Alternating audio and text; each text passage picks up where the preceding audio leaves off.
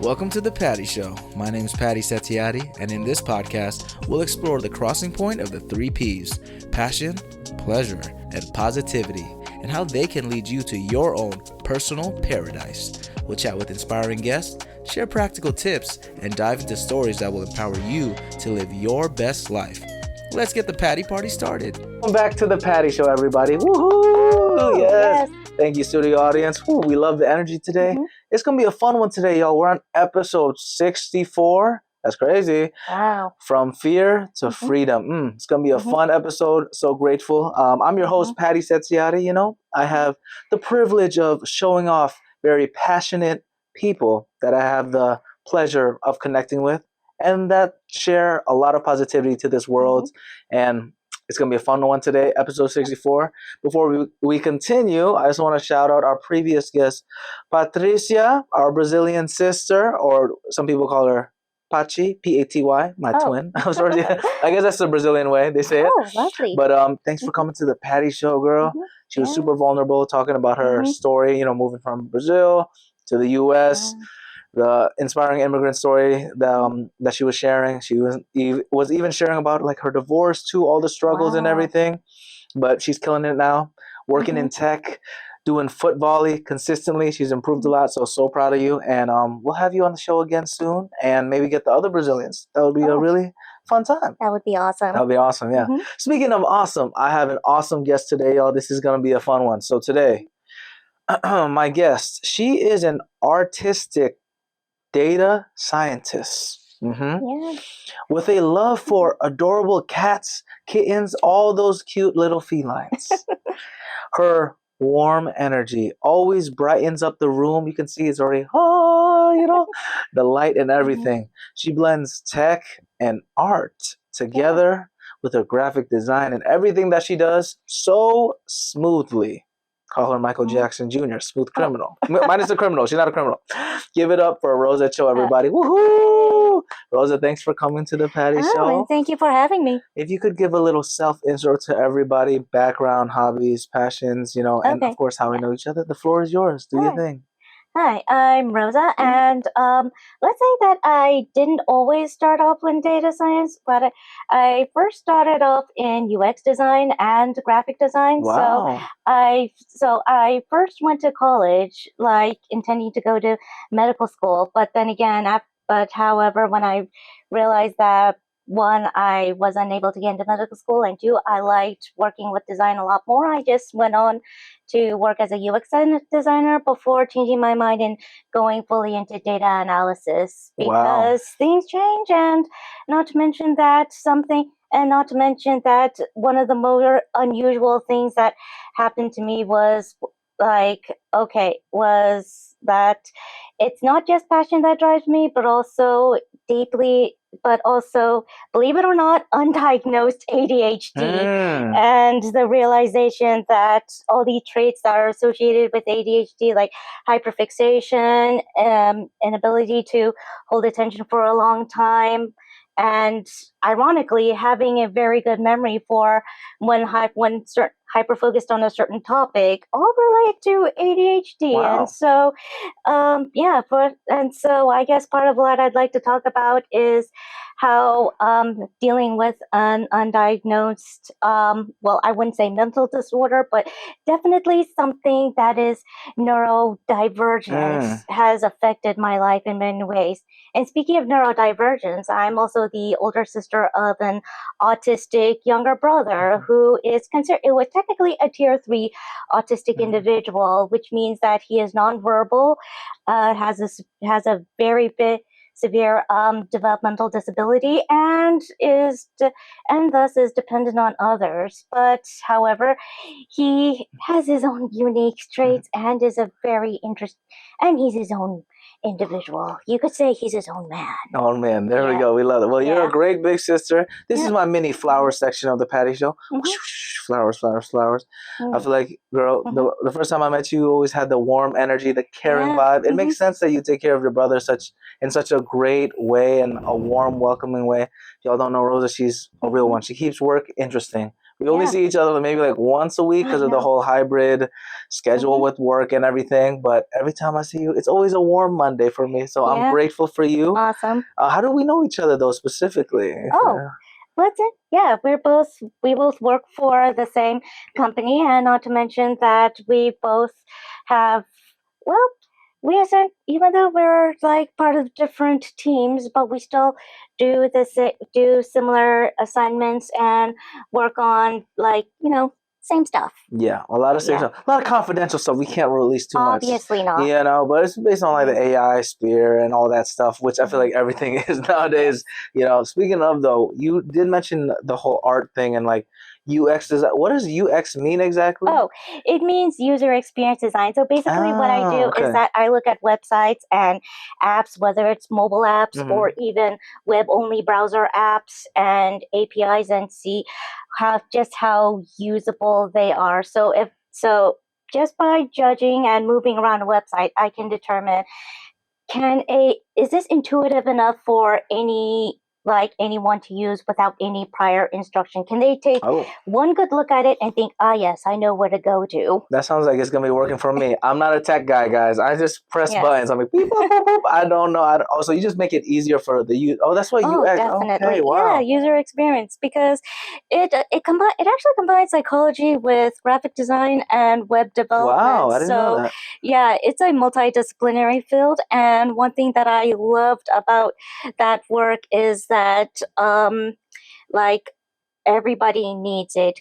Like from big names such as Google and IBM, they need UX designers, to like ordinary folk, like local businesses and such as lawyers or anyone who has a website needs someone to come in and say, okay, is our website good enough so that users know where to find the information they need, and if it's not, how do we improve it? And that was my job for about 4 years. And it's a little different, right, when it comes to like a desktop kind of interface and then like mobile kind of, because I mean, shout out to, I think Everfit is the program I use for my online clients for personal training. And what I love about them is, like, this is not even paid promotion, but like it's so seamless on the app. Like I wish I could show it off over here, but like you just tap, you can like put things like tracking your weight or like seeing your workout and everything on the app. It's so quick. It's like, it's not complicated at all. And also when you do it on the browser, it's also super seamless, and it makes sense, because I've seen some programs for, not even just for like personal training, but in general, where you see like, okay, in the browser, wow, this is amazing. Like I can click everything, but then on the phone, you're like, man, this sucks. This is like I'm playing on Nintendo DS. That was also my job too, is to make sure that this transition between web browser, desktop, and mobile is seamless, because everything about that can appear very good on the desktop because you have all the space and real estate. Where transitions better on a smaller scale, and it's not easy, but thank God that there's a lot of like frameworks as well as a lot of coding that has already been done for designers. It's just only a matter of, okay, we need to reorganize everything so that everything looks less cluttered and more intuitive to use. No, absolutely. Yeah. And then we're back, everybody. Sorry, a little technical difficulties. Speaking of the whole UX design and all that, you did mention how like it is easier to work with more real estate when it comes to like a browser and everything compared to like mobile. What if I made a website from like the mobile version into like a browser or desktop thing? Is that harder, easier? Like walk me through that process a little bit. So basically it's just that if you start off with the web version, okay, so pretend that you're looking at this real estate and you're just thinking, okay, everything is all compressed in smaller details, so how do I make it expand it? So basically it's just only a matter of, okay, so using this framework we can simply shift it towards the desktop, and it's just a matter of rearranging things, as well as maybe, like, depending on what the client wants, adding in a little extra details such as certain animations, or basically just dividing the website into different sections so that it can go through each part, puts everything on one page.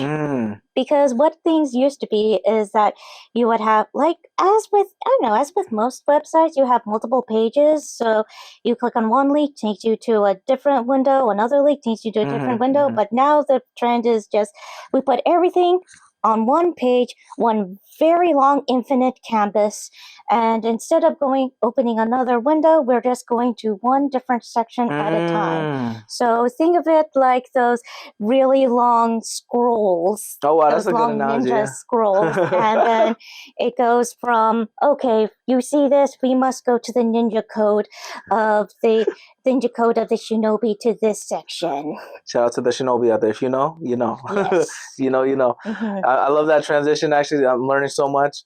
Shinobi. So you're a big anime fan as well, huh? Oh, hell yeah. Yeah, there we go. There. What is your favorite anime right now that you could recommend for the people out there? Chainsaw Man. Chainsaw Man. Yeah. Okay, I need our boy Pochita. I love Pochita. Indeed, yes. He's the cutest one. Yeah. You know they're selling those popcorn buckets for like hundreds of dollars, right? Holy moly, those scalpers are insane. I know. I wish I would have gotten one. My brother got one for our cousin. And I want to steal it. Sorry, Corey. I want to steal it. I'm gonna be real with you. I might when I go back Thanksgiving. Yep. Oh, this is coming out in Thanksgiving actually. Happy Thanksgiving, everybody. Yes. We are grateful for anime because Chainsaw. Oh, that's Chainsaw Man is a good one. Actually, there's another thing that I want to recommend that. From the same mangaka, there's this. He also made this really excellent manga called Look Back, or was it Don't Look Back? I am so sorry that I'm fudging up the title, but either way, when it's Look Back is essentially a manga about two girls who both share their same passion in making comics and manga, and that passion started off when they were in middle school. But those two girls are very different. One girl is outgoing, very, very fun-loving, and has a lot of friends, and she mostly just makes her comics, just for fun, like just simple 4-panel comedy sketches. And then there is the complete opposite. Her friend is a complete shut-in and someone who doesn't even go to school because she is so hyper-focused on her art that at a certain point when the other girl visits her house for the first time, the entire hallway is just filled with her sketchbooks. Wow. So Look Back is essentially a story about friendship, but also a lot about the nature of art and the realization that sometimes, even when you think you're good enough, it is not perfect. Like, even the other one, she tries her best when she realizes that that her friend is 100 times better than her. Artistically wise, she puts in everything to improve her art, but it will never be good as her friend. And what's ironic is that her friend thinks the same thing about herself. Wow. You would think that, but your composition is perfect, your landscapes are perfect, your environmental design is amazing. Why do you think that you're not perfect? And the artist just looks down at herself and says, it's just a feeling I've always had. You just can't explain it. So that's from the same creator of Chainsaw Man, you said? Yes. Wow. And it became, and this year it has been adopted into a movie. Really? Oh my goodness. I need to get back into it. My brother's really into anime and a lot of my cousins and family, so I think we need to have them talk to you about it because you're the sensei?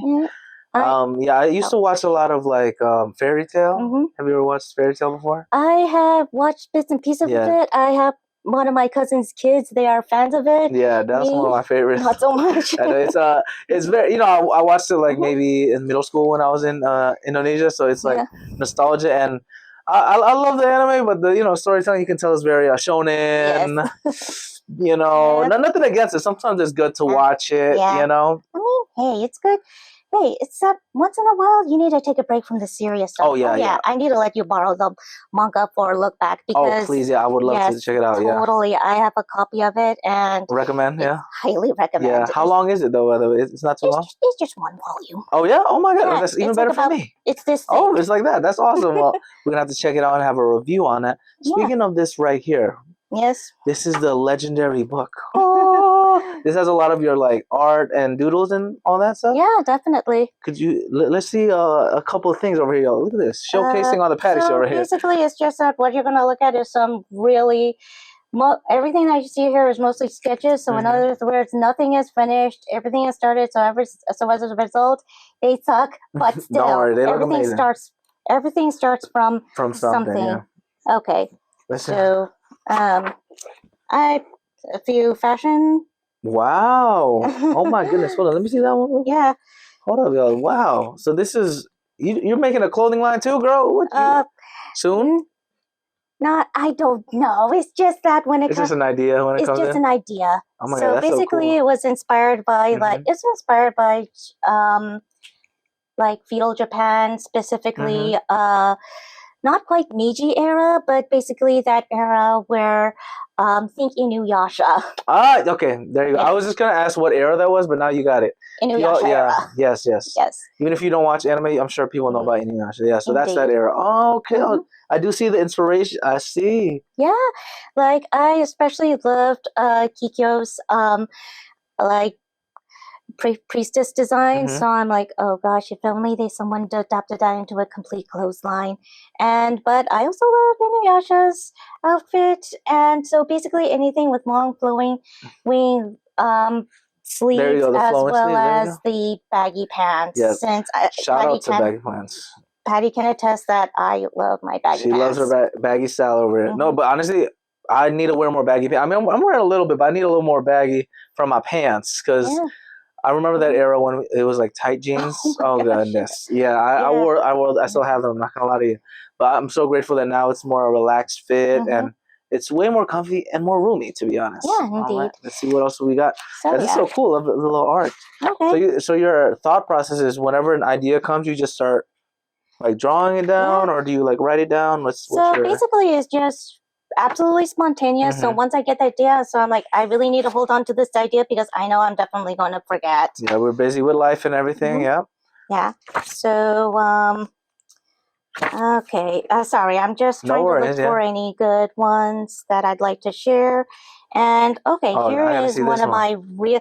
Okay, so there's this pencil that has 4 different pigments in it, and so basically what you do is that you just take it, draw it, and whatever color flows out, let it flow out. Wait for this one. Yes. No way. So it's not just like a colored pencil; it's a specialized one. Yeah. So it has like think of it like 4 different colored leads: red, yellow, green, and purple.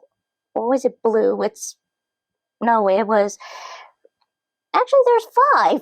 So red, orange, yellow, green, blue, and purple, 6 colors merged into one pencil. And so basically as you're drawing along, you're just like, okay, so I can't, instead of focusing on one color, I'm just going to let all the colors flow out. So whatever flows out gets captured on paper. It's supposed to be,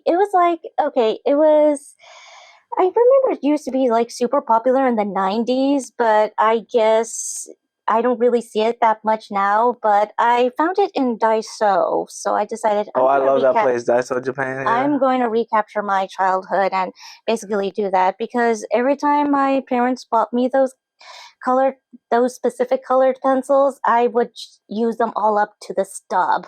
Wow, this is so cool. I thought it was just one thing, but everything just kind of blends into itself kind of thing. Yes. Wow, that's insane. I don't know how she thought about it, y'all. That's amazing. I gotta see one more piece. Let me back again, y'all. What do we got here, Rosa, for the next one? For my one final one is just a sketch for a character design oh my God, I gotta see this. For a character from my comic project, which is heavily inspired by Warhammer 40,000, and this character is a cyborg, full body cyborg who is the protagonist of that comic. Wow! So you're gonna make a little comic about it, or what's the plan? So basically, it's just that I already wrote out the entire comic story, but all I need to do is to translate it from a script to a comic. Oh, it's exciting! It is a lot of work. Oh yeah. And sometimes this is where the curse of ADHD comes in, because the ADHD craves perfection. So it's like, if the script is not perfect, the comic will not be never perfect. come out. But then I'm just like, oh, is silence perfection? Yes. I don't need you to stop me. I am my own worst enemy. Yes. Oh my God, I resonate with that so much. I've been getting back into like posting fitness TikTok stuff. Yes. And honestly, like in the beginning, it took me a while to do it because I was like, the perfection is like, she was like, Patty, you know you've done better work. You know you've done all this production, which like I guess it's true. Whatever, making stuff perfect is great. Whatever, but then like you said, it's become your worst enemy because you have the idea, you have it ready, and you're never gonna put it out in the world, even though you know it's gonna give some value. And it's not even about like the money part, but it can be. If you want to sponsor the Patty Show, you know where to find me. But it's also just like, I think of it as like, if I can help one person in their fitness journey and giving them joy from this comic or whatever it is, then it's worth it. So sometimes shutting that down, it's still hard for me personally. What I like to do is I'm just like, stop talking and just post it. Do it as fast as I can before my, I guess, regret. Not, I wouldn't say regret, but like that inner voice is like, stop. I just start going, posting it, boop, and it's too late now. It's already up there in the world. You know, do you have any strategies to fight that inner voice? On one hand, I was going to say, well, sometimes you need to, sometimes it's all about the environment. So like one thing I realized is that I used to try and do everything in my room, because for a brief amount of time, I was a bit of a hikikomori, a bit of a shut-in which I was just so hyper-focused on. I had just graduated from school. I had a huge amount of student loaned up, so I just needed to focus on working. And so I was just so hyper-focused on working and building my UX portfolio that I simply just isolated myself in my room and everything. And after like about a year of dealing with this, when one of my friends called me and she asked me, are you okay? You look like you haven't seen sunlight in forever. So I'm like, I'm fine. I just need to work. And they're like, but are you actually living? Oh my God. Because like there's a difference between surviving and living. And right now you're just surviving. And so then I was like, you know what? Maybe I need to get out of my room a little more, because sure, my room has everything I need. It has a mini fridge, bed, computer, internet, everything. It has basically everything that I need. Yeah. So, but at the same time, it became a toxic environment because I became so shut in that I completely shut out everyone else. So yeah, I needed to get out of that environment and and find other places to explore. Like, okay, started off with going to the public library, and then I love going to the library. That's a big tip, y'all. Wherever you guys are at, especially in the States, library cards are free. And you can even go in there without a library card and just like hang out, do some work maybe. You can even watch headphones in though, watch a cat video, you know, like make sure you don't blast it or anything. But like that's use your resources, you know, we pay taxes. Definitely. You know, so we got to use our resource library.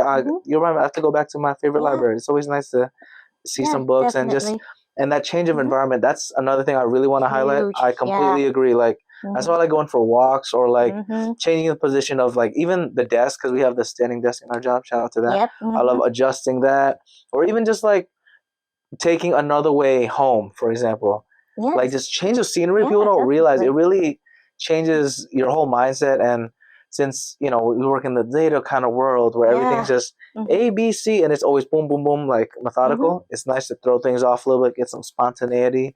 And yeah, that's a really good tip. Shout out to the libraries. And not to mention that I decided to join something called a hackerspace, which basically it's like this.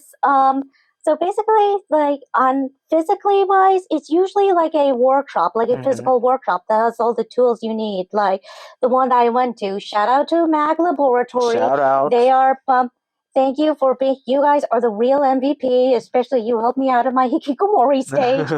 So Mag Laboratory was basically just like a workshop in an industrial area. So basically what they had is not just woodworking, but also metalworking, as well as ordinary tools. But they also had a lathe forge as well as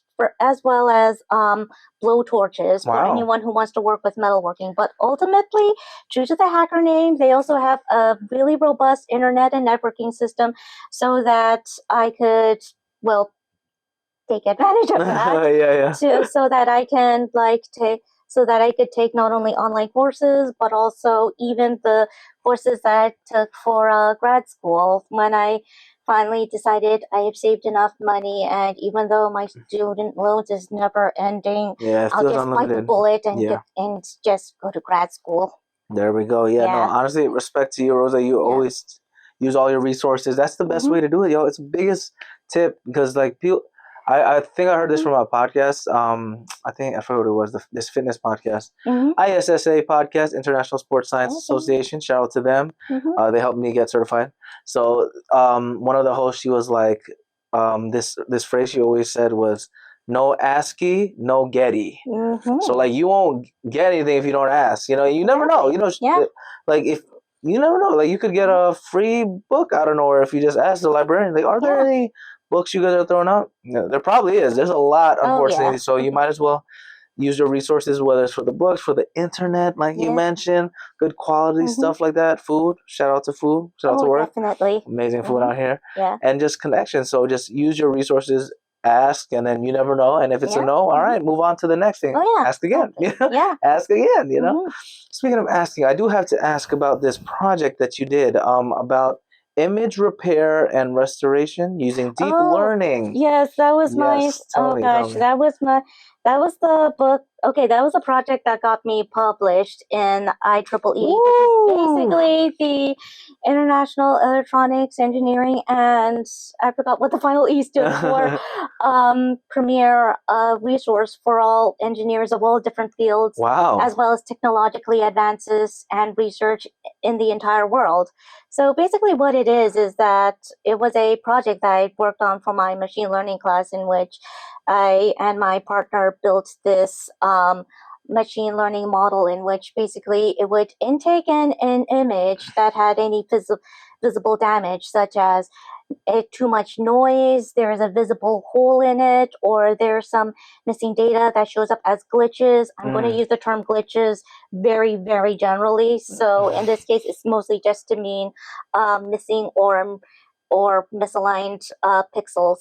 So basically what that model would do is that it would find the flaws, and using the pre-existing data, that is all the pixel data surrounding the flaws, it would try to correct it as best as possible, such as, if there's a spot, if there's a picture of a sunset and there's a visible black spot in the middle of the sun, if the machine would look at the surrounding pixels around that flaw and say, okay, clearly this spot needs to be filled in with yellow pixel data, and that's what it did.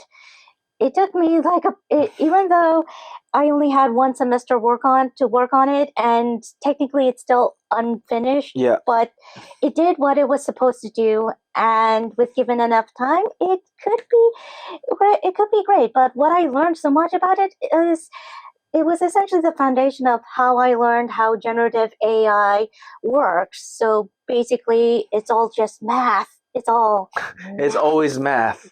I swear to God. Man, shout out to that. That's why, oh my goodness. Last time I did math was honestly maybe freshman year of college. I can't remember. Like legit math. Oh my God. That's my nightmare. That's why I'm an entertainer. Yeah, shout out to that. Yes. But it is math though because of numbers. Not just money, but like data for viewers and likes and all that. So don't run away from math. It's going to come and catch you eventually, you know? That's insane. Speaking of school, you went to UCSD? Yes, I did. Yeah, you studied, what was it again? Okay, so I studied a lot of things at UCSD. At first, I started off with neuroscience because I wanted to be a neurologist, but then struggled a lot with that. So then I changed it to cognitive science with a specialization in human-computer interaction, which, to put it down into bite-sized pieces, UX, user experience design. So yeah, it was just this huge shift from complete biological medical science to computer and design. And I was much happier with that, even though my parents didn't fully understand what I was doing. And even though, granted, this is where the fear part comes in, they were very disappointed when they found out that I couldn't get into medical school and had no interest in Wow, entering medical, let alone nursing school, Mm-hmm. since my mother's a nurse and she really wanted me Yeah. to become a doctor. So when I told her I'm going to do design work and also given enough years, when I get into grad school, I'll focus on computer science. She was like, oh, that is disappointing.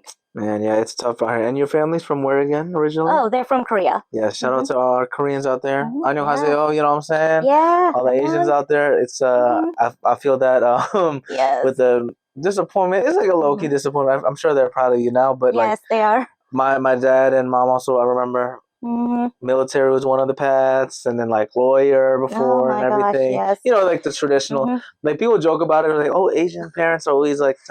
It's low key true. I don't think I'm thankful. At least it's not like super extreme. I know some my God, some of them are really extreme. Yes. So so respect that you overcame that, and then you got your master's in computer science at Yes, I did. Cal State.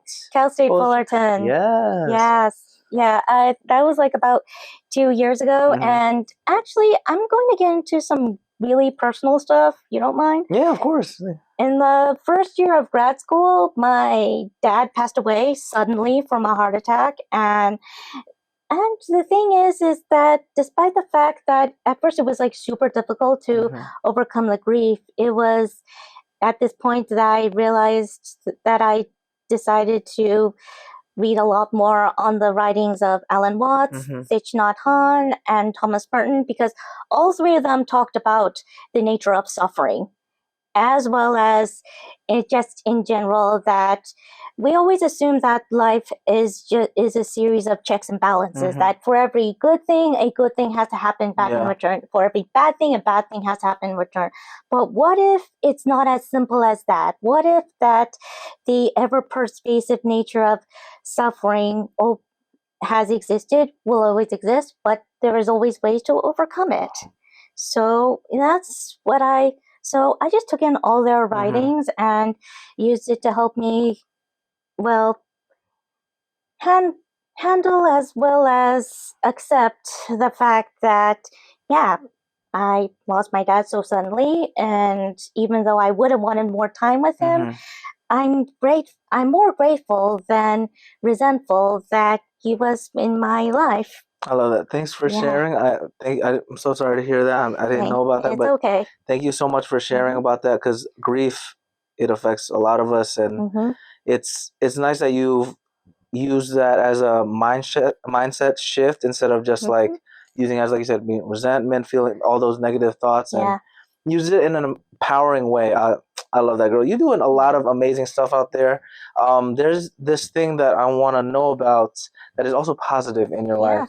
The Autism and Mirror Neuron Lab. What is that about? I don't know how I found that. What is that about right there?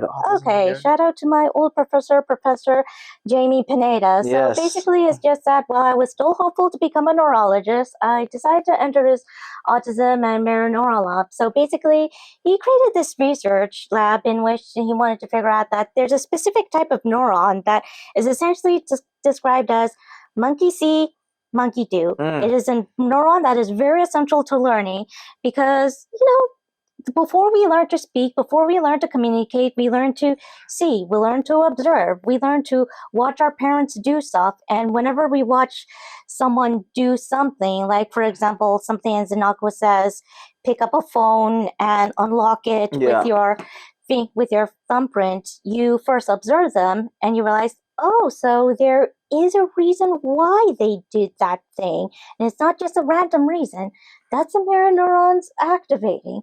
That's a mirror neurons going, oh, I see. And I will do. I want to do. Oh. Which is so, and here's where the autism comes in, because what my professor, Dr. Pineda, proposed is that in autism, the mirror neurons work differently. How differently they work? Well, it's because, these specific mirror neuron groups they either will activate or do not activate when certain actions appear. And so when I was volunteering for that, well, technically I was a student, Mm-hmm. so I was paid in experience and credits, not money. Yeah. So basically, what we were doing is that we were essentially just watching all these kids as well as affixing electrodes to their scalps to see which of these mirror neuron groups activate when they see an action versus when they do the action. And so all that data was gathered together, and it was compiled for Dr. Pineda's research paper, which he eventually published. And yeah, so yeah, that was a really insightful look at how, we put in a lot of research into the nature of autism, but ultimately it's not just about autism, it's about our own brains, about how we learn, how observation is a huge part of how we learn. You know what I mean? No, So, absolutely, yeah. Especially like the visual learning. I think I'm low-key a visual learner, I'd say, Yeah, because they're all visual learners. yeah, for real. Like if people are, if it's like a lecture and it's just the whiteboard, for example, oh God, that's when it's like just Definitely. snooze fest, you know? So it's always nice to have like the visuals. And even when it comes to like, for example, when I'm performing or acting, when a director really kind of walks me through it, like even through their emotions, I've realized how much easier it is for me to grasp. And it just makes the whole like artistic process way more smoother when you're using like the visual and also just like all the different senses, honestly, because we have all these different senses to make art, to do things, and if we only have like only the visual and only the like the listening part, it's limiting from what we can kind of do as humans, and we can do a lot of stuff, honestly, as humans. Yeah. So just one little thing is that there was just this hilarious incident where there's a brief video in which there are two videos that this one particular kid had to watch. One was someone saying, okay, in the world of Kung Fu, the most basic thing that you learn is to punch. And that's it. And of course, kids like, boring. And then the second one is when the instructor actually punches. Yeah. So then, and what's even funnier is that the kid actually repeats it and he almost punched the monitor. Oh man, oh no. He took it a little too seriously. Yes. So I'm like, the monkey he has monkey the spirit. He has the spirit. Yeah, well, we'll give him that participation bonus. I love that. Yes. Oh my God. I'm curious about this North Star web hosting. What's that about? It's just a really it's just a really brief my first graphic design job, in which all I did was make design coupons and advertisements. Oh man, but I love coupons, girl. You know, Asian family. My dad, he used to have. You remember those old coupon books? Yes.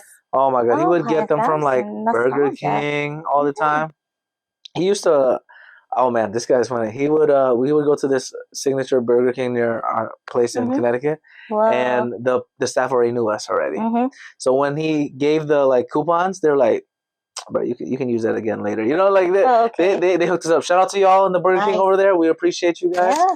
But yeah, he would use that coupon for that, and then I don't know if you guys have BJ's here. Yeah, we do. Yeah. Oh no. Oh, okay. Well, actually, BJ's it's a different thing. It's not. not BJ's. Oh, there's a warehouse store. It's like Costco. Oh. Yeah. No. All right, we're back again, y'all. Yes. Sorry, tech stuff, crazy, all that work. But yeah, Rosa was telling me about her secret stuff that she can reveal a little bit. Yes, I could not dig down because Google doesn't have all the information out there just yet. It is so secret. It is not on any of my social media stuff. I love this. Because, well, okay, I'm going to produce something very briefly. Shout out to Bellingcat, which is basically this an online open source investigative research group, in which what they do is that they use open source software as well as an entire worldwide web of independent investigators and journalists and research scientists to look into current events, ranging from the war in Ukraine to even what is going on in the middle of the ocean. And surprisingly, a lot of things is going on. So yeah, shout out to Bellingcat because here's where I come in. So basically, there was a brief time where during while I was in grad school for computer science, I got into cybersecurity. But there was one aspect of Mm. cybersecurity that I want to look into. Cybersecurity is divided into different phases. One half of those phases is called the defensive side, DefSec, which is basically just Okay. doing research, protective, with setting up protective services, as well as defensive measures. And the other side, OPSEC, Okay. offensive sec, which is basically just this is where the hack.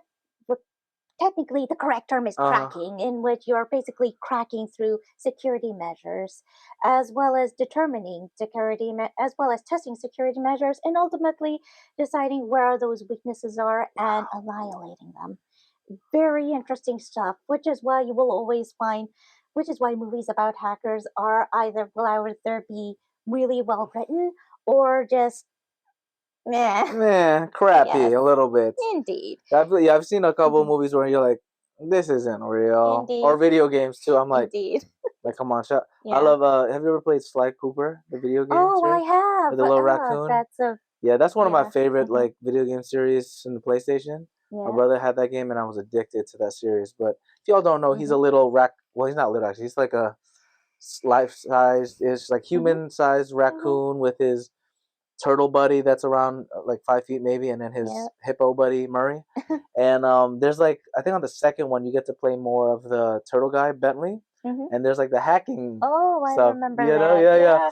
And it is just what I don't even know how to visualize. It's think of like a little bit what's it called? Not what am I saying? Tetris. The other one, the shooting galaxy game. Oh, That small thing. What's it called? Can't think of the name. I can't Yeah. remember it, but I know there's an arcade version of it in the cafeteria. Yeah, no, exactly. It's like you know that game where there's a spaceship and you shoot asteroids. So it's kind of like that, but you're in a, I guess, some techie environment where you're a green little triangle and you get to shoot these little things, pew, pew, pew, pew, and that's what Yeah. hacking is, Hmm. according to the video games, Sly Yes. 2 and all of Hmm. them. So shout out to that. Yeah. Definitely not real, right? Nope. No, No, no, it's a lot more oh, complicated good, and good, more good. anxiety ridden than that. That's why I don't do So the no, cybersecurity. no, no, no. Same here. But I do like one aspect, and it is the research aspects of it. So Mm. basically, this is where the data analysis part of it Ah, comes it's in. intersecting. Okay. So basically, you're like gathering all this data using whatever openly available information you have, whether it be Googling things, looking through their social media networks, or even looking through like various websites that are Hmm. dedicated specifically for searching for certain specific information. Or if you're familiar with the work of Mr. Robot, you could go one step further Okay. and use tools like Kali, which is basically an operating system dedicated to Mm. cybersecurity. But Kali has tools within tools that you can use to research and find all these information regarding a certain person. So if you exist, they can find you. Oh wow. Yeah. Oh goodness gracious, y'all! Yes. I need to hide my browser history. It's not like there's anything crazy over there, you Yes, know. but still, it is not that crazy, but it is still really interesting enough because one of the reasons why I got into it was because I found out that one of my friends was being cyber stalked by her boyfriend. So what I Okay. needed to do is that, using her permission, of course, that I would have to record every instance of when they interacted, every time that he would harass her on social media, every time that he would Oh my like god. like said something Uh slanderous, huh. because so basically the I can't go into full Yeah, detail yeah. yet, Of but course. Yeah. pretty much what happened is that there's a that he came from a very wealthy family. He was raised mostly by her aunt. Hmm. So her aunt was like her mother to her. One Yeah. day when her aunt passed away, well, she said to her boyfriend that, "Oh, I my aunt passed away, so there's some time, so I'd like to donate some money to her funeral." For some reason, her boyfriend got upset about that, and that's when his abusive behavior started Oh showing up. And man. so then my responsibility is just gathering all that instances of whatever time he harassed her on social media, so that they can use it as evidence, so that they can Wow. give it to her lawyer and the police to issue a restraining order against him. Wow, you're doing a lot of complex work over there, Rosa. It You're is. killing. It's just a Man. lot of things, and on top of that, I was also, and on top of that, too, this might have been a bit of overreach, but at one point, at one point, um, I contacted the apartment manager of where my friend Hmm. lived in and told them, "See this guy? This is his picture. This is his vehicle information. Do not let him anywhere near the apartment." Man, So that's yeah. insane. No, I didn't deal with anything crazy like that, but when I was a resident assistant at Mm-hmm. my Oh university, my gosh. All I had right. to work a lot with like Department of Public Safety and like dealing with people like that trespassers or Mm-hmm. unfortunately restraining order Yeah. stuff, and Yes. that stuff gets messy Mm-hmm. super quick. It's like shout out to all the people that work on that and make people stay safe because there's some psychotic people out Yeah. there, you This know. is So terrifying. if you have a restraining order, don't watch the Patty Show, please. You Yeah. know? Or Indeed. maybe watch it and maybe you can cleanse your Mm-hmm. mind because Indeed. that is crazy. Mm-hmm. I did want to randomly go back to the Mm-hmm. moment before the camera cut off about BJ's. Not Yes. what we think. I didn't realize until after. Mm-hmm. But yeah, so there's like a warehouse store called Yeah. BJ's in Yeah. Connecticut. They Mm-hmm. have it like I guess on the East Coast. I think Oh. the farthest west they go is like there's one in Nashville. Surprisingly, I don't know Oh. why. Wow. Yeah, there's some like in like Boston area, New Mm-hmm. York. Mm-hmm. It's like Costco basically, but it's BJ. So yeah, it sounds crazy. But my Mm-hmm. dad, he loves the couponing stuff. So Oh. you know how Yeah. in Costco Mm-hmm. also they have the big booklet. Oh, I love those booklets. Yeah, they're so satisfying. He has like millions of them. But Oh wow. finally, when they made the app, Mm-hmm. these are you like you said the UX thing. It was so easy. Even he could do it, and Oh, awesome. he doesn't know how to use tech at all. So shout out to Mm-hmm. BJ's in general, the store Mm-hmm. guys, store we talking. Mom, I love you. Mm-hmm. But it made it so much easier to clip coupons, and a lot of stores do that, like Yeah. Ralph's. I remember those days, just like the couponing and all the other stuff, because that's the work you did Mm-hmm. also with like the graphic design, right? Yeah. See, she does it all: graphic design, Yeah. coupons, and cybersecurity and restraining orders. No in Yes. between. You know?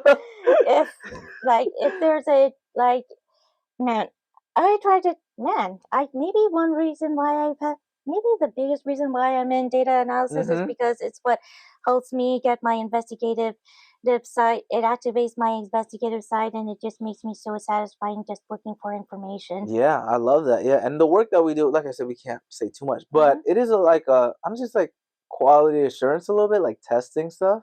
So you need that like the creative brain with the analytical brain mixing it up together, and then you get some great work, so to speak. Yes. Y'all, if Yeah. you know, Mm-hmm. you know. But yeah, thanks for sharing Yeah. everything, Rosa. Let's Mm-hmm. start talking about these talking points. We Ah, got some yes. fun questions ahead of us. Mm-hmm. I know it was a long intro because very fascinating individual. My Mm-hmm. sister over here, Rosa, she's killing it in the game. Yeah. Um, talking point number one, focusing on passion, facing the scary stuff. Oh Okay, yeah. what challenge built your inner strength? Okay. I'm going back to my dad's death, not because mostly because, okay, I guess one of my biggest fears, before it actually happened, was losing one of my parents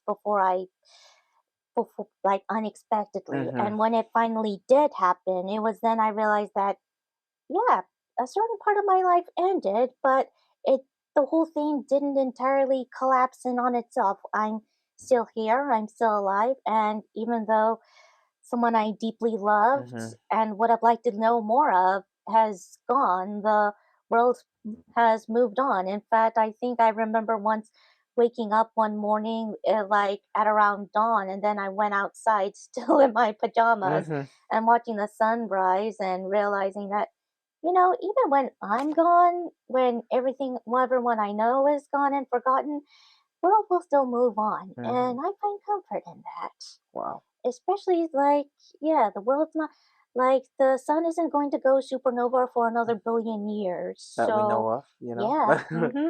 Wow, that's beautiful. Thanks for Yeah. sharing that and being vulnerable. I know it's tough. Grief is like we mentioned earlier. It's not easy Mm-hmm. for anyone, Oh and no. but finding ways to Mm-hmm. manage the grief and then all that stress. And like you said, the mindset shift is a beautiful thing because, like you said, like yeah, their son keeps going. And what I think I was listening to another podcast. Patty Show is a podcast, but that's how I learned from all these other podcasters. There was one where someone was talking about. I think they also lost their father, and they were saying how just how his impact was felt through him even after his passing is one of the most beautiful things, and he wants to do that for other people when he also like eventually passes. So it's just about the beauty of passing the love, and even when they're not there, they're still kind of there in their own kind of right, Yeah, and surprisingly, it also helped refuel and just jumpstart my creative start because before he died, I was in the deepest creative funk. I haven't drawn anything, I haven't written anything creative, nothing, and I just remember that there was this passage written about William Shakespeare that someone asked him, "How did you feel when your son, young Will, died?" Will Shakespeare thinks for a moment and he said, on one hand, of course, I was deeply grieved, but on the other hand, I realized that I finally know what it feels like to truly lose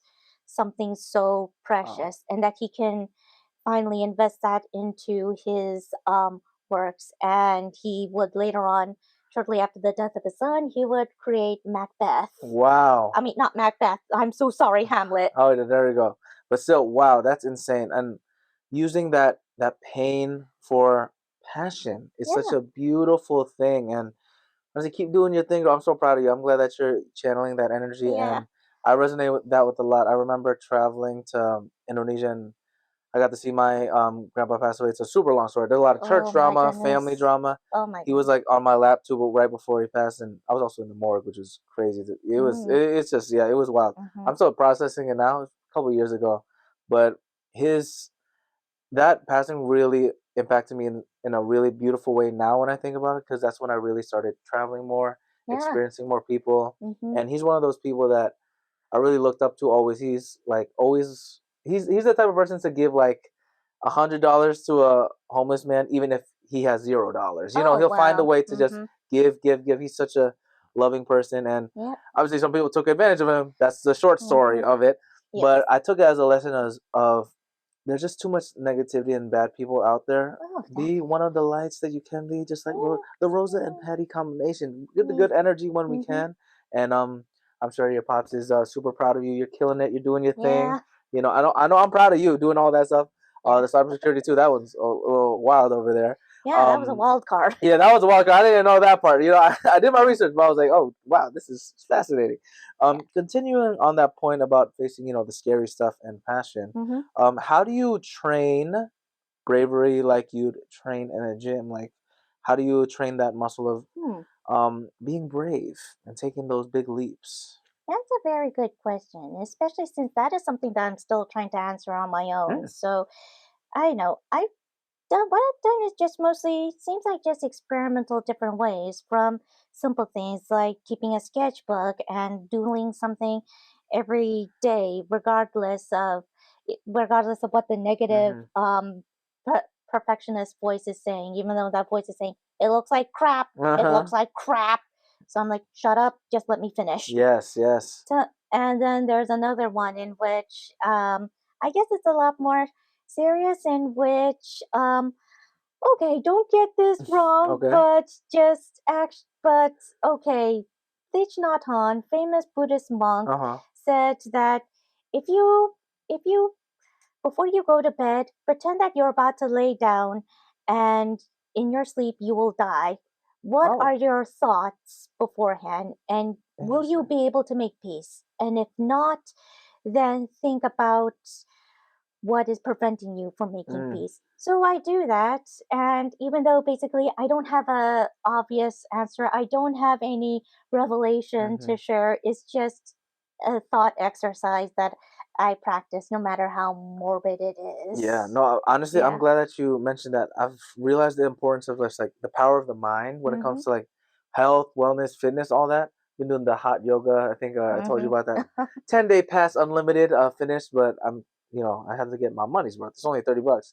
Oh, but nice. yeah, a lot of the time was obviously like a lot of physical movement, sweating, a lot of sweating, but there was a lot of time to myself when I was just like laying down and focusing on the breath and Mm-hmm. really just having time to myself. And little exercises like that are so helpful. People don't Mm-hmm. realize where you can really change your mindset from just actually just taking your time and thinking about it, or having like a prompt, like you said, like, oh, what if the next moment you're gonna die? What's the last thing you're gonna think about? And there's so Mm-hmm. many different tips out there that people don't realize you can use to improve your life quality, help other people, and get out of a creative rut, honestly. So that's a really good tip. Yeah. Unfortunately, sometimes it backfires because sometimes I wake up screaming. There we go. Yeah. Something which Mm-hmm. my cat, rest in peace, Martin, That's a smart. would wake would go like, "Oh my God, are you screaming again, human? So why are you scaring yourself?" LOL. Yeah, Yeah. sometimes it does. Yeah, when we get a little too passionate on it, but it's okay. We learn, we grow, and we keep going. All right. Second talking point on pleasure: joy beyond the comfort zone. Oh Okay, boy. the comfort Okay. zone. How can scary experiences actually feel exhilarating? Man. We mentioned the Okay. screaming. Yes. Yes. So this is something that I've been thinking about. If your 20s are your Mhm. flipping around time, please edit that. No, I got If you. your 20s are your flipping around time, then your 30s are your finding out. So now that in my 30s, I look back and realize that all my anxieties is that I have to accomplish X, Y, Z before I reach 30, otherwise, I'm a failure. Mm, And coming to terms and realizing that, you know what, even though it took me a little longer to accomplish those things, like going to grad school, starting a career, mhm. having a complete portfolio, doing all these things I wanted to do. I it takes time, but you'll get there. And that is something that I had to learn that slowly brings me joy, realizing that things take time. They're just difficult. And if you don't accomplish them before a certain time period, you're not a failure. Mm, It's just everybody has their own time period. And it doesn't help that I was very late diagnosed for ADHD, mhm. especially since that, well, I didn't know I had ADHD until I was in my 30s during my grad Really? school. Yeah, Wow. what's hilarious is that when I told all my symptoms to my grief counselor, he said, it seems that it sounds less like grief and depression symptoms and more like ADHD Wow. symptoms. And so, shout out to Greg Tanaka Shout out. for recognizing that you're the real MVP. You're the real MVP. Where Yeah. did you meet you said your counselor? Yeah, my grief counselor, it Mhm. was at Cal State Oh, Fullerton okay, because I nice. told him that, like, okay, I'm really down emotionally, can't stop. My dad died suddenly, and all these symptoms are Mhm. showing up. And he's like, some of those symptoms sound like ADHD, Wow. and while most of them are definitely grief, but you might want to take a deeper look into Mhm. that other aspect. So I talked to a psychiatrist, and they're like, yep, you definitely have ADHD. So yeah, so I'm like, so I'm not a failure. There we go. Huh. And honestly, oh man, you just took the words right out of my mouth. The timeline thing is the biggest thing where I need to constantly remind myself, and I Mm-hmm. like to tell people on the show, like, you really don't know where your timeline's gonna lead. It's also because we see it in social media, TV, everywhere. You see, oh Mm-hmm. my god, 15 years old making $1 million. I'm Oh, like, damn, tell me all about right, it. well, let me touch a million Mm-hmm. dollars right now. But Yeah. when you look at it from like afar, you realize, wow, oh Rosa, you've done this. Oh Patty, you've done this, that. Yeah. You realize all the amazing stuff you've Mm-hmm. done, and when you really take a breath, take your time, and really expand it, you realize you've done Mm-hmm. so many amazing things. And Oh, tell me. we're our worst critics. We Oh, always tell want me to beat about it. ourselves up. We, like you mentioned, the whole Mm-hmm. perfectionism. But Yeah. then after like being hypercritical, you're like, they'll talk to you like, man, this podcast episode's not good, or damn, this drawing, Rosa, you really want to post this, like, and then you're like, shut up now, all right. And then Mm-hmm. it's just training that kind of like a muscle where you just like you kind of block out Mm-hmm. the noise. And obviously sometimes it does help, because I think sometimes the voices in my head help me from danger, I would Mm-hmm. say. A lot of the times, I'd say 8 times out of 10 they're bugging. So Yeah, pretty don't, much. yeah, don't listen to it all the time. Find a Indeed. way to block Mm-hmm. out, and after time you'll get more mature and understand how to like differentiate between like it just being noise and for like safety, you know. So Indeed, yeah. that it just takes time, and I'm sure Mhm. like therapy and all that stuff definitely helps a Oh, lot in that. definitely, yeah, yeah. Especially since that, guys, take care of your mental health is as important as your physical health. You don't force yourself to run a marathon on a broken leg. Why are you trying to run a marathon on a real burnt out brain? Mm, oh my Yeah. God, that's a good analogy. And shout out to Oh all the yeah. marathoners out there who are running. Oh No, yeah, marathoners. yeah, that's a really, yeah, you're right. Because there's one thing where, and I have this biggest thing with a lot of my clients in like personal training, Mhm. and I also get there too, where you're just like, oh, I'm gonna grind, I'm just gonna Oh push, you know no, what I'm no. saying? Like, yeah, push heavy, which you do want to push because that's how you gain Mm-hmm. muscle and then progress with anything. Obviously, you Yep. want to do better than you did last time. Mm-hmm. But it like you said, if you have a broken leg, you can't push past the leg's just gonna get even worse. And what Yeah, happens is now the definitely. curve is like you become a shell of yourself Mm-hmm. because you weren't smart enough with your training, with listening to your mind, where like we have to differentiate between the noise and it actually protecting you and Yes. for survival. Mm-hmm. So, and like I said, it takes some time. It obviously helps having like a good support of people Oh, that can help definitely. recognize Mm-hmm. that and aren't judging you at all, because I've Mm-hmm. also been in points in my life where people just judge you too. They're like, Oh, "Oh, why are you definitely. waking up at?" I wake up at 4:15. Why are you waking up 4:15 in the morning? And Mm-hmm. like I get it, but like I got a lot of stuff to do, y'all. So I gotta train in the morning, Mm-hmm. do my thing. 5 a.m. is tough. I'm not gonna lie to you, but you Oh get used to it after a yeah. while. But finding that balance of pushing when you need to, and then taking a Oh, rest when you said like the definitely. broken leg, the mentally like Burnt out burnt brain. out. Oh my goodness, Burnout is awful. it is. I felt Mm-hmm. it. I think a couple months ago, I was just like grinding Oh, to the ground. I'm like, yeah. oh, I need to just take a breath and just I don't know, go to Hawaii. So if you want to sponsor a Patty Show Hawaii Mm-hmm. edition, let me Oh, know. nice. You know, we'll be over Mm-hmm. there. Thanks for sharing that, Rosa. Yeah. My next question on pleasure, though. Let's talk about you've done a lot of brave moves in your life from what you've been sharing. What's a brave move specifically that brought you unexpected pleasure? Another Huh. one. You did share a couple, but anything else that stands out to you? Hmm. That's a very good question because it's just that you would think that helping your friend out and getting a restraining order against her abusive ex-boyfriend would bring a lot of pleasure, but in the end, I was just relieved that it was No. finally Yeah, over. you're like, goddamn. So it was just like that was a huge amount of things to take care of. There was a lot of legal issues I was not familiar with that I had to learn along the way. I'm just glad that it's over. So I'm not entirely sure where about the pleasure part, but relief that was certainly there. And I don't know. Well, that's a very good question. Again, it's just aside from that, usually it's just in my case, sometimes it's just not so much pleasure as it is a learning Mm. experience because sometimes on one hand I learned that I made a huge mistake and then I learned how to fix that mistake Mm-hmm. instead of panic and catastrophize everything. Or, oh, I learned that I accomplished this big thing, but in the end, it did not make as much of a huge splash as I'd expected. So a little bit Mm-hmm. disappointed, but ultimately I'm glad that I managed to accomplish that thing. Yeah. So yeah, it's just not so much pleasure as it is just one continuous learning experience, one thing at a time.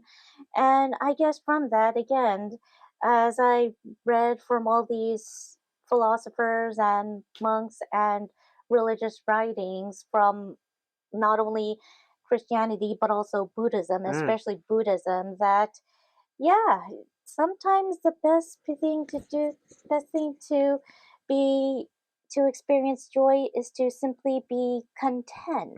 Wow. Look, Yeah, you've done a lot of work on your content. mind and everything. Well, I appreciate that because Yeah, it's like a breath of fresh air. Because yeah. I mean, people don't realize the importance of just like working on yourself and like reading a lot, going to Mhm. therapy, having that mindset shift because everything we do is with our mind. Like if we Yeah. can't, it's also like I think of that whole idea. My mom, super religious. Shout out to mom out there. Yeah. She's I think she's getting her master's in some sort of theology for like Christianity Ooh, or that something. She's is trying to be like a really pastor, nice. that stuff like that. Working hard out there. Mm-hmm. And one thing that always stuck to me is she has this phrase called like ucapan itu doa. So it just means like whatever you say is a prayer. And I always connect that with also like whatever you say and whatever you think can become like a prayer or whatever it is. So like if I'm always beating myself up, like I'll never have my own talk show, I'll never be amount to anything. It'll eventually come back to that. But Indeed. whenever, like even on the days where I'm like tired, I'm like, man, should I do the podcast today? I have in my mind like, hey man, this is part of your identity. You're gonna have a successful podcast. You're gonna inspire people. You're gonna do your thing, Yep. hosting, presenting, everything. And I'm blessed. I'm grateful. Got a shoot coming up soon. I can't reveal too much. Signed an NDA, Ooh. so I can't get in trouble. Mm-hmm. But I'm just blessed out there, and I'm glad that my mom taught me that. And Yeah. it's the same thing. The work that you're doing with your mind and just the mindset shift. It's such a powerful thing. The theme of this episode, just really shifting your mind and having time to work on yourself, because Yeah, totally. the mind can be our worst enemy but also our best friend if we Indeed. really Mm-hmm. work on it and make it strong and keep it positive. Which is why I'm trying very hard to reduce the amount of complaining that I do, because I love my mom. I deeply respect what she does, but what she does is that she's a hospice nurse. So that means she deals with the elderly, the dying, the Wow. terminally ill. So that's a lot of responsibility. Mm-hmm. So she's got a lot on her mind. And so there are sometimes when she's so stressed out that she can barely speak. Mm-hmm. And so I try to be at least comfort her and understand that I know that she has a lot of negativity on her mind, and so she has a lot of negativity sharing with me. But in the end, what I can do is that I can at least try and just be there for her, just be a good listener. Wow. Sometimes, because sometimes she doesn't need someone to say just positive things or just all this babbling. Sometimes she just needs listening ear. Yeah, you just need the presence. I love that. Look at that, Rosa. She killing it over here. See, you're a great daughter, great sister. Mm-hmm. And our final talking points is on positivity, okay? Because you bring a lot of joy to our team, of course. Mm-hmm. So grateful to have you. Staying hopeful in uncertainty, okay? Ooh, yeah. How do you keep optimism alive through tough transitions? Oh boy, transitions. Transitions have always been a little bit difficult with me. So I don't know. I guess I've been trying to find an experiment with also sort of different approaches, but I guess there was like three that have so far been remaining consistent, which is again one. I'm pretty sure that you can tell that I like to do a lot of meditating. So and most of the time it's not like as deep as the first thing I do in the morning Yes, is and she's that floating. I sit down in lotus pose Yes, and lotus do pose. yoga and contemplate. Namaste. Yes. Namaste. But it's most of the time it's mostly just waking up, lying down in bed and saying, okay, I can do this. It's another day. It Oh, I is like what it that. So is. you just like lay down and just that's your form of meditation. I'm glad you Yeah. shared that. Everyone always thinks, like you mentioned, the mumbo jumbo, like Yes. which no judge. If you do that, that's cool. Yeah, Do that's your cool. thing, That's cool. Yeah. But I feel like for the average person, everyone's like, that's not for me. So yeah, do stuff like that. Just lay in bed, do your thing. Make sure you don't fall asleep again, Indeed. because waking up again is always the hardest. Yeah, indeed.